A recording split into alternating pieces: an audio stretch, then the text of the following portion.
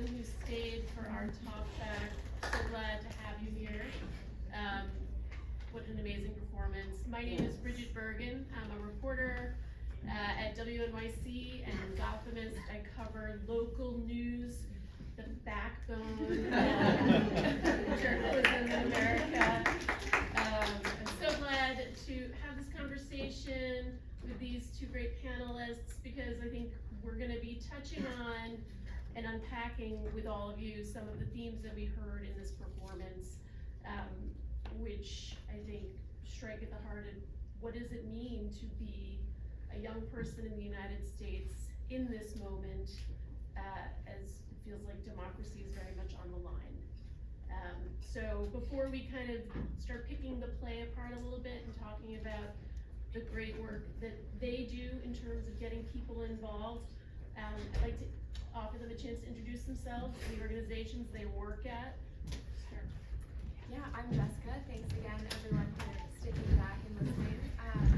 I work for a group called Voters of Tomorrow. I do representation, so youth outreach and what young people are thinking and what's connecting them to politics is so relevant to what I do.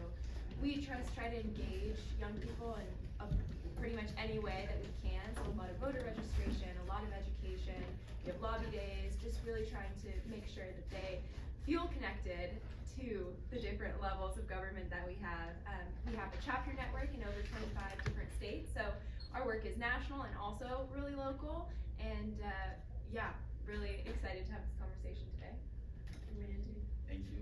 Randy Frazer, pleasure to be here. I serve as the Executive Director of YVote. We are a New York City youth-based, youth-centered organization, and we primarily engage young people in high school, and so we meet them both at and beyond the ballot box. We have 4 core programs. They are Democracy Camp, Changemakers Institute, our Civic Fellowship, which is really our national program, and then we have a host of digital platforms for our young people to engage in, really to ensure that they are, one, using their voice and amplifying it through storytelling as opposed to activism. So those young people are on the ground, they're doing their grassroots work, and so it's an amazing time to be a young person, especially in democracy, and I'm just really happy about the work that we do at YVote. So the play ended with a pretty provocative moment, right? We see our characters here in the graveyard. They're still sort of sitting in the graveyard. But, I think it is fitting because I think we are in an existential moment for democracy. It feels like things are so polarized that there are some people who may be feeling hopeless.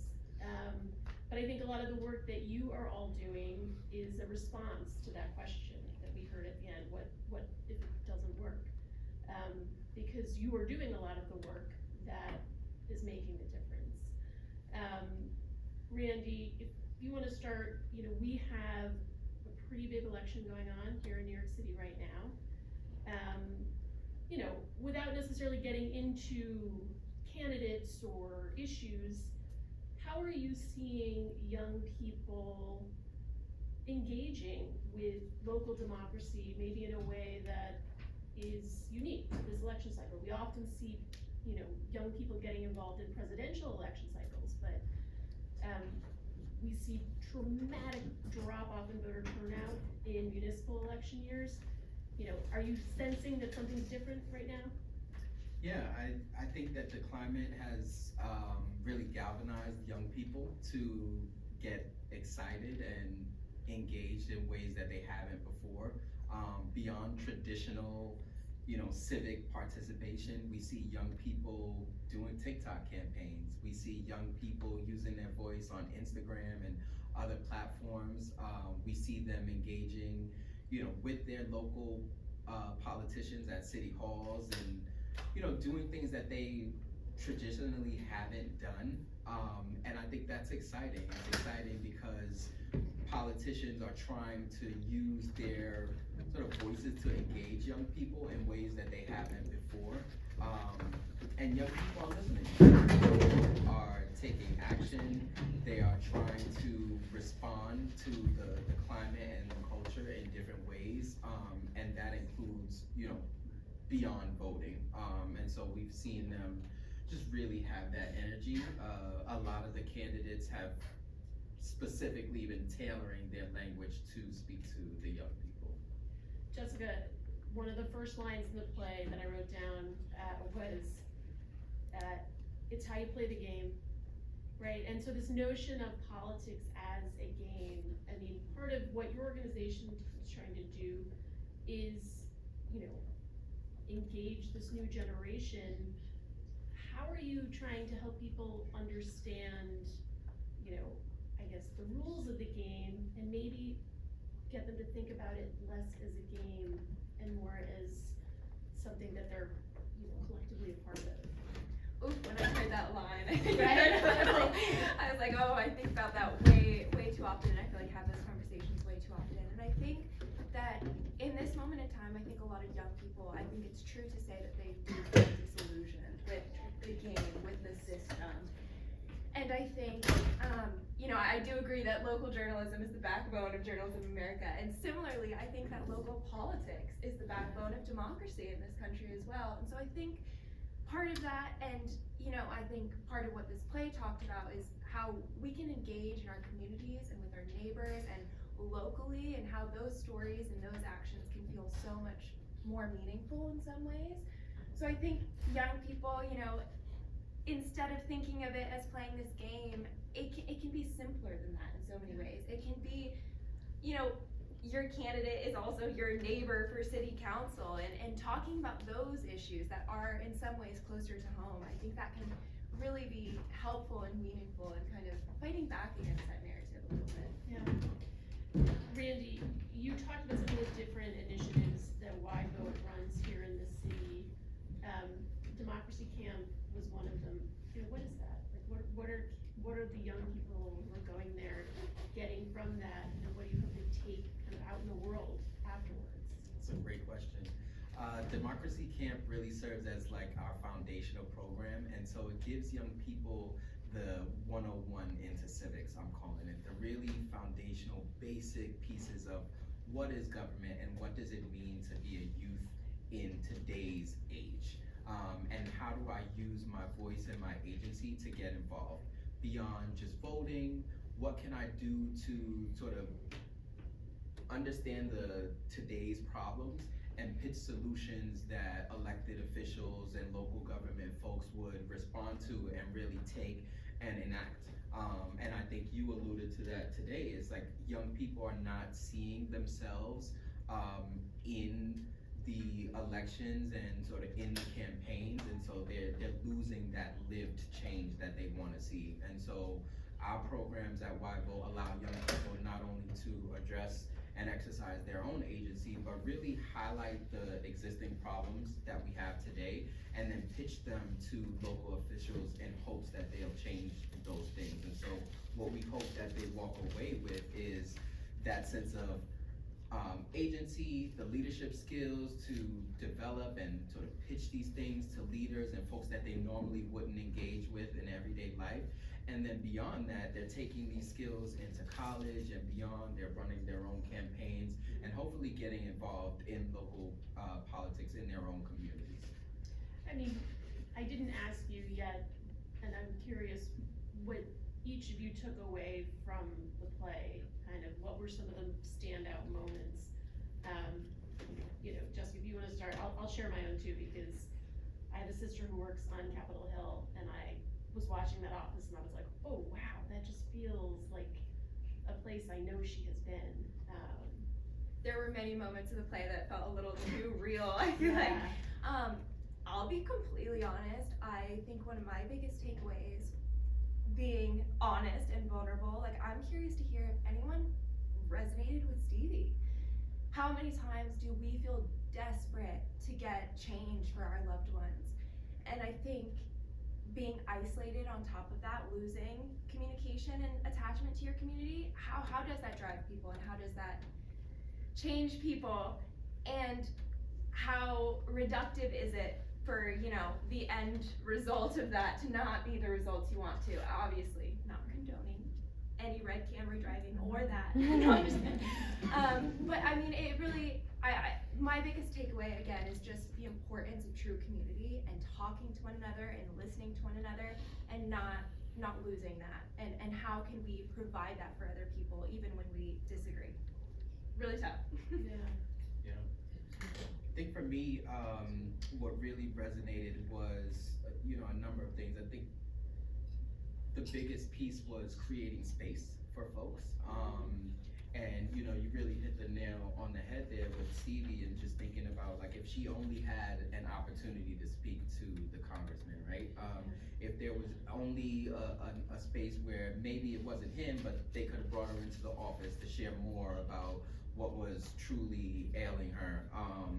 And then on the flip side, I'm thinking about the young people who were in the office that felt so connected to Stevie in a way, but were crippled by the politics of it all, by the office. And it just makes me think about our young people today that like have this sense of urgency and desire to get involved, but don't necessarily have the right outlet. And so we learned at the end that that whole situation and that narrative really fueled them to think about what they were doing in an intentional way, and shift their mindset about, like, okay, I thought I was doing something and I thought I was moving the needle, but here's how I can really affect change. And that I thought was profound. I was so struck with the kind of way, the normalization of the way we think people who are going into public service should just expect to make no money, that they should not be able to survive, that they should be working these internships that don't allow them to pay their bills, and then start as a staff assistant and not be able to pay their rent. And yet the congressman was nowhere to be found, right? Like, it was these young people who were running this office. It makes you think about how our government is actually functioning and who's really running the gears when everyone else has gone home. And that is something I think as voters, we have an ability to influence. We have an ability to demand more from the people who represent us. Maybe not the way Stevie did, but to be able to speak to your representatives doesn't feel like an unreasonable request, particularly if you're someone who's called the way that she was calling. I'm wondering for both of you, it is a time when I think people are feeling maybe not as optimistic as at other points. We've seen some just really devastating moments of political violence in like the last month, that I think we have to constantly reframe our lens to be able to focus on what keeps us going. So how do you reframe your lens? What do you focus on? I mean, I feel like I've said this so many times already, but I think community really is so important. And your why and your loved ones and the people that matter to you in your life, I can guarantee they're being affected by these issues. I can guarantee that there's a reason why we need to keep showing up for them. And if you can't think of someone on the top of their head, then maybe that's a sign that we need to have more conversations, and we need to find out what the people in our life are going through, because there's always something. But yeah, I thought I think Kaz's journey was really interesting, to be someone kind of upholding the, oh no, don't look through the voicemails, oh no, to then running for office. I think that was so powerful. Not only can you get jaded kind of just thinking about why are you still doing this, but also reflecting on what it is you're actually doing, and sometimes a change and a challenge and challenging someone else can be just an amazing way to move the needle, and we don't have to accept the way things are, and we can push to be better. And she might go on and lose that first campaign. She might run for a different office and win. She might challenge him again and win. It is so hard. They can win. So hard to think about, but really keep showing up can be just it's about listening and learning. Similarly, you know, taking a step back, like you don't know what you don't know, and you won't learn anything new if you're not willing to sort of be open to different perspectives and things. And so I think, yeah, Cass definitely opened her mind to the possibilities of letting go of the principle and the protocol of it all. But I think in just reflecting on my own journey, thinking about, you know, pivotal points in my own career, it was really about just being open to change and learning different perspectives. You know, folks have experiences that you just have no idea about, and they're doing things for reasons that matter significantly to them. And so hearing and learning about those pieces can make you empathetic to certain causes, and they could really empower you. And that's what we saw from Cass, is like, you know, after this whole breakthrough experience, you know, it really changed the way they saw themselves, and they saw their activism. And so it drove them to a different cause, and we saw that perspective change, like playing out in real time. Yeah, I mean, I thought it was striking that Emmy started as this person who didn't have a real direction, kind of felt like she was doing what she thought she was supposed to do, but it was only in doing that she realized what her direction really was, that she needed to be active, and then she found that her calling was really fighting for that legislation, and so that's what she was gonna go back and do, which I thought was really interesting. I'm warning you that we're gonna take a couple questions, so get your questions going, but first, because I have the honor of reporting on our great city, I'll drop some stats on you because they're stats that I've reported, and we'll be able to preview a story that I'm working on, but in a sign I think that I took as optimism, that it made me optimistic. I did a lot of reporting during the June primary on early voting turnout, and we've had early voting in New York since 2019, and we have started to really see a shift in terms of who turns out during early voting, and how many people turn out during early voting. An increase, people are learning that it's available, taking advantage of the opportunity.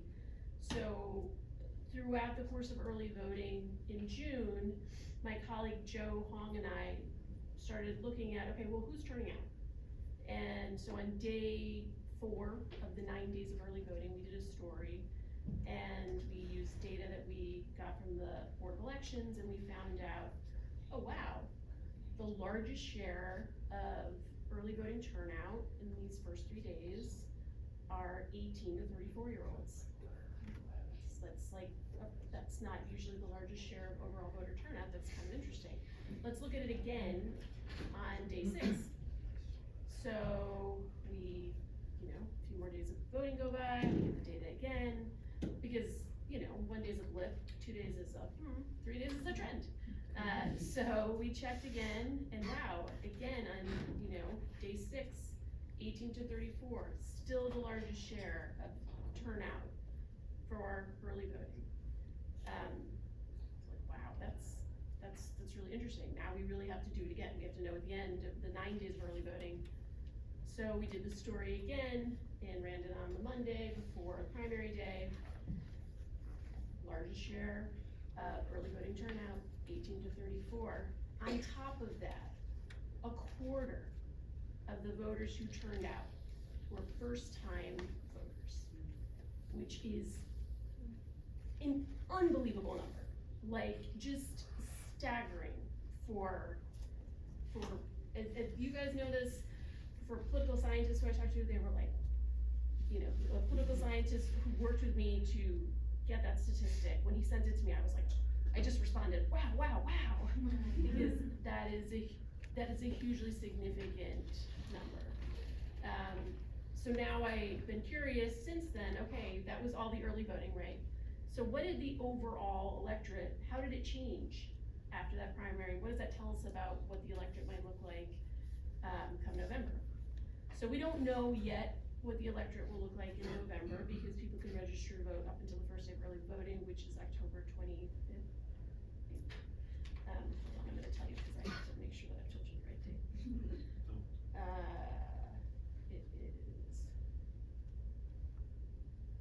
25th. So October 25th, first day of early voting, last day to register to vote if you are a new voter. So we won't know what the electorate looks like until after that point, and so that'll be after the election at some point. But we took a snapshot, we looked at the voter roll up through mid-August. There was a 7% increase in new voters in the overall electorate for this primary. By comparison, in 2021, which was also like an open mayoral election year, it was 2%. So something's going on with young people, I think. 18 to 34, largest share of those new voters. To me, that is an incredibly optimistic sign. So with that, we'll take your questions. I saw this guy first, I saw that guy second, so let's go. So this is partially for me, so I can figure out how to convince my parents and my family, but when you sort yourself in geographically into so many districts that are like clear red, clear blue, how do you break through and not only change people's minds, but actually empower them to have their voices heard when so many districts are gerrymandered? Great question. Let me know when you find out. For me, again, I feel like I keep saying the same things, but I think talking about local elections can be so crucial in that conversation. I think when you look just generally at some of those districts, it is so easy to feel like, why even vote? What does this matter? But the closer, you get to the bottom of the ballot, the less votes decide those races. How many, school board members are decided by, honestly, a couple hundred people. There's, where I grew up, there's a soil and water conservationist role that came down to, I think, literally a handful of people. And building power at the bottom, that's where you can really honestly create movements. So telling people your voice in any district absolutely still does matter, especially in these other races where, look, you could actually flip things. And also tell a story. When these numbers change over time, that starts to tell people, hey, what's going on here? Or are the people that votes I'm taking for granted, are they changing? Do they want something else? So those are kind of the two ways that I think about it, is one, some of these things just take time, but we gotta keep showing up and showing that. And then two, are there actually other questions on my ballot that my vote could be the deciding factor? I think that is really powerful, and a lot of people don't think about that. Yeah. Yes, and coalition building. Your voice is equally as good as the other voices in the room as well. And so, it makes me think of like other people might have your same question, so share your question. Folks might have the same issue and the same sort of grievances or the same things that they want to advocate for, and it's really the coalition building. At YVote, our young people are not only building coalitions amongst their own cohorts, but then we also partner with other organizations that are doing similar work to create synergies and through lines within the work, but then also positioning ourselves to be able to speak to those politicians and those elected officials. Even though districts are being gerrymandered, it's still that we are presenting our issues and we're building a base so that those things can sort of break through those walls. So yeah, I would say it's definitely coalition building and really thinking strategically about how to ask those questions.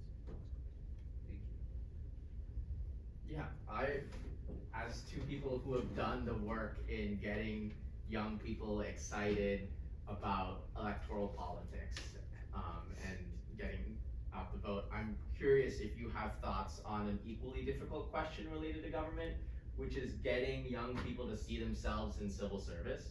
So context, I was a civil servant in the federal government until Doge fired me twice.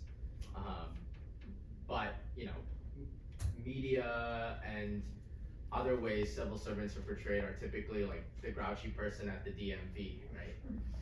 Yet leadership aside, right, considering we're in a mayoral race, if you're a young person and if you wanna go after bad landlords, right, why not get a job with HPD, right? If you think the subway sucks and needs to be better, why don't you get a job with NTA? And so I'm curious if the two of you have any kinds of advice or thoughts on how we can get young people to feel or to see themselves in civil service more. It's a great question. I love that question. I think they need to do exactly what you said, see themselves in local politics, and they need to see themselves in those same leadership roles. And so it's about getting folks who look and have similar experiences to those same young people in the shared space. And so we've done a great job with partnering with like the Office of the Public Advocate. We know that Jumani Williams has done some great work and fantastic coalition building. And that's one of many examples of sort of young people being able to see themselves. But then it's at the youth-led level as well. So we have partnerships with like Youth Action 50, which is part of the mayor's Youth Leadership Council. And these are just groups where young people have agency. There are bodies where there is some decision making, and they can really shape and design governments in ways that have not existed before. The last piece I'll share is also the people's money. We've done a lot of work there. I think that's a great opportunity for not only young people to see themselves in government, but to be doing and practicing it in real time, because they're gathering the votes. They're helping folks who are 16 and older really shape and decide like how the city's gonna spend that money and carry out and implement different projects. So it's really about the space. Explain the people's money is, the participatory budgeting process is like relatively new in the city.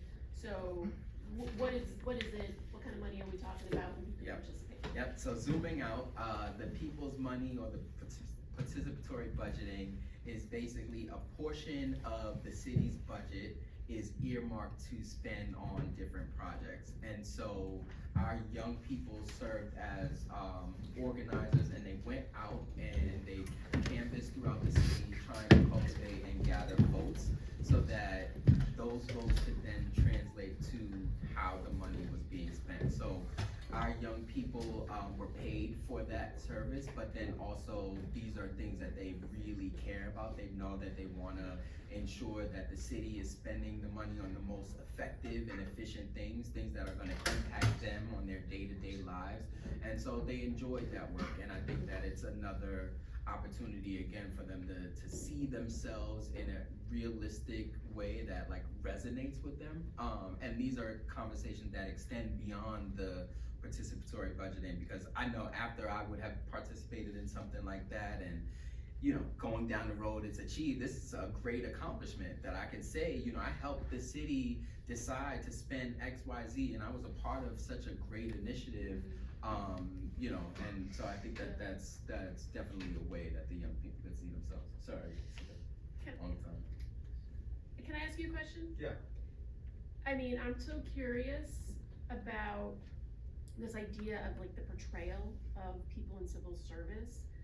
How would you like to see those stories told? Like, is there a, as someone who works at a website and a radio station and a media company, like, how could we be telling those stories that would help connect to young people in a way?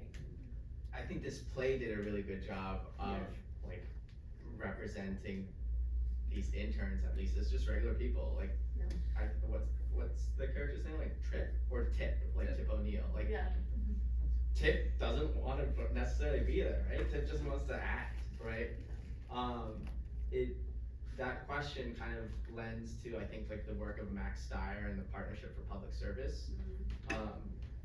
I would just love for like civil servants to also be represented as, or to be portrayed as like people, right? As opposed to just a cog of the larger institution that they may be a part of. And there are always stories of, especially nowadays, especially in DC, of where it's the civil servants who are the first line of questioning the implementation of fascism in this country. So Thank you. Love that question. It's something that is so important and something that we spend a lot of time on. I have so many thoughts, but one is Kaz said they made what, $38,000? Yeah. So I think one thing we've got to do is make civil service affordable for people that need a paycheck to live in this city in particular. So that's obviously one part of, I think, the issue. But I think also education is such a big part of this. I don't know many college students that know what all the agencies are, and certainly not what all of them do. So I think you do have a lot of people also represented in the play that know they want to make things better, but they don't know what avenues exist to do that. So I think telling your story, putting faces to these positions, to these agencies is so crucial. But I think also a lot of these agencies have their own outreach teams. Reaching out, hey, do you want to come talk to my high school class about what you do? Showing that this job exists to them. Just small things like that of just like building community, and again, bringing people in and educating them and showing them again just what exists and what avenues you can to make the world a better place, because there are so many, even though it might not feel like there always are, but there are so many. And it's just, I think, at its core, talking to one another, being those faces and showing people what's out there. Since y'all work in public interest, you probably have an insight into this that a lot of us don't. I think they touched on it in the play that a lot of, like at the very end especially, they were like talking about how like, oh, how do we stop from getting tired? What if it doesn't work? Like this kind of stuff, these questions that we all have as we're fighting for a better world. How do you keep your fight sustainable as someone that does it for your career, and how do you keep hope when things sometimes feel hopeless? So, one thing, I'll reiterate my answers of finding community, because I think that's really important and really hard to do. But something we did this past summer was Voters of Tomorrow. We had like an organizing boot camp, and we called it Resistance Organizing 101. And we had a bunch of just like high school, college kids that are new to organizing, and we were gonna teach them some basic skills. But this version of it, we also taught some history, which, I don't think anyone was expecting when they signed up for a skills-based camp, but we went through movements that were able to accomplish incredible things. Civil rights movement, women's suffrage, there were so many. And so many things that I didn't learn about in school that, we know that history cannot be taught in one semester of college. But so many movements and organizers that I had never heard of that were in some ways dealing with much worse conditions, much worse resistance, and much worse circumstances than we are now. And I actually found that to be so inspiring and left me with so much optimism. It's good to remind ourselves sometimes that progress is possible, and it has always been done. And when people come together, that has always been a extremely powerful agent of change. So remembering those things, having people that you look up to in current day and previous decades, and really hanging on to that keeps me sane, at least personally. Yeah, it's great.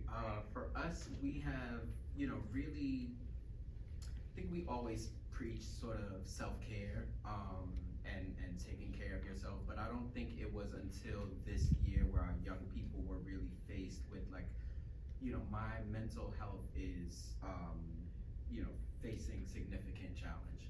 And we started out by thinking, because our young people run all of our programs, we really needed to figure out a way to help our young people help our young people.